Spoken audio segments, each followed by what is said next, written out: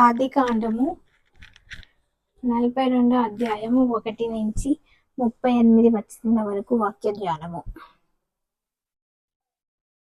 ధాన్యము ఐగుప్తులో నున్నదని యాకోబు తెలుసుకొనినప్పుడు, మీరేలా ఒకరి ముఖం ఒకరు చూచుకుచున్నారని తన కుమారుడితో అనెను.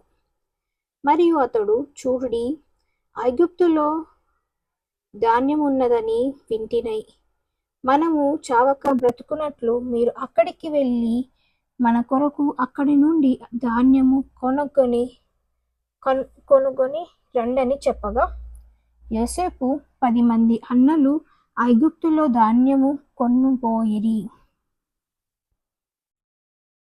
అయినను ఇతనికి హాని సంభవించునేమో అని యాకోబు యోసేపు తమ్ముడగు బెన్యామీనును అతని అన్నలతో పంపిన వాడు కాడు.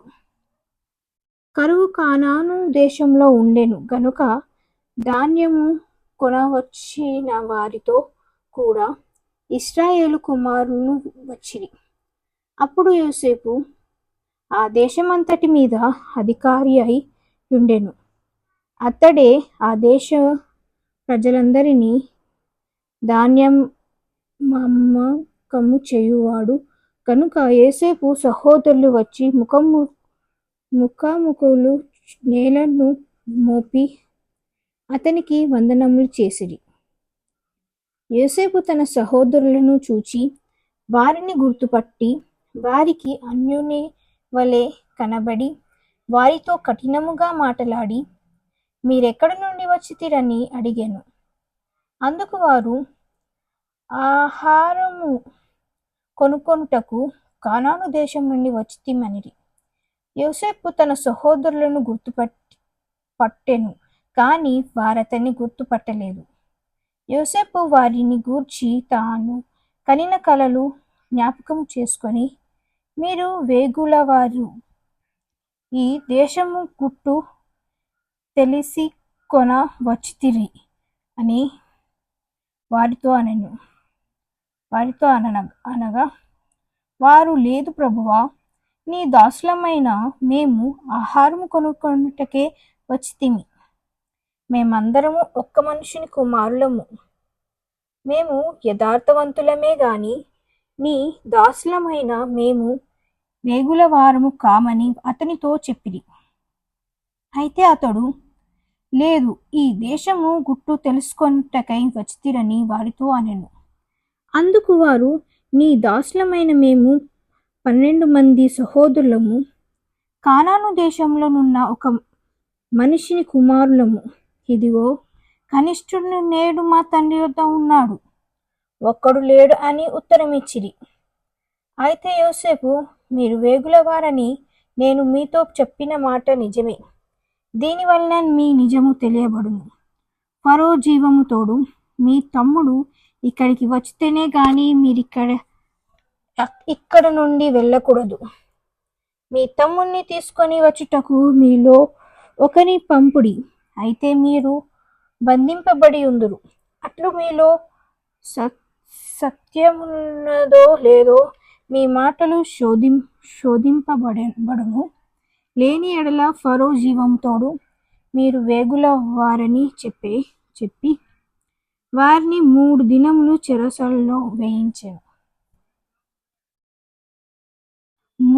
మూడవ దినమున యోసేపు వారిని చూచి, నేను దేవునికి భయపడువాడను, మీరు బ్రతుకున్నట్లు దీని చేయుడి.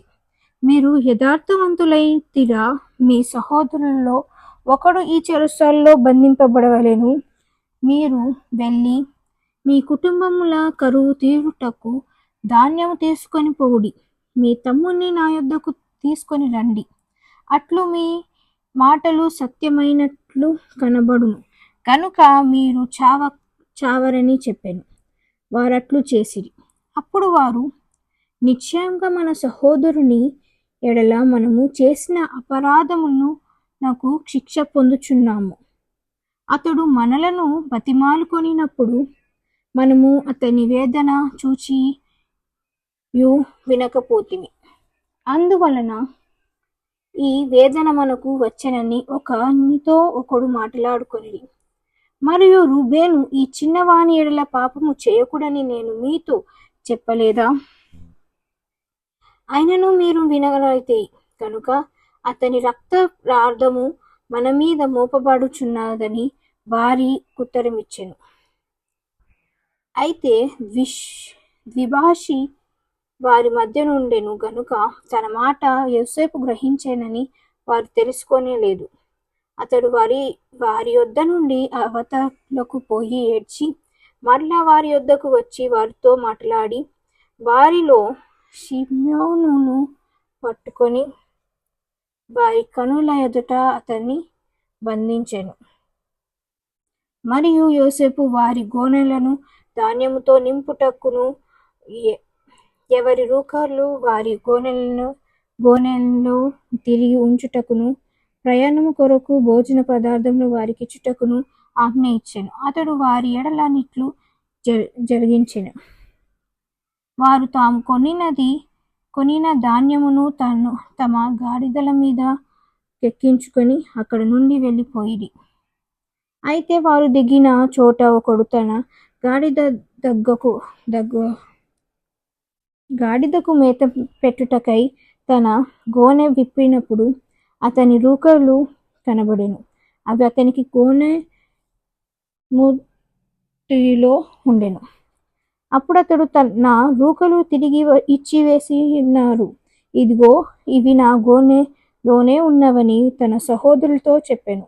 అంతటా వారు గుండె చెదిరిపోయిన వారై జడిసి, ఇదేమిటి, దేవుడు మనకిట్లు చేసెనని ఒకనితో ఒకడు చెప్పుకొనిరి.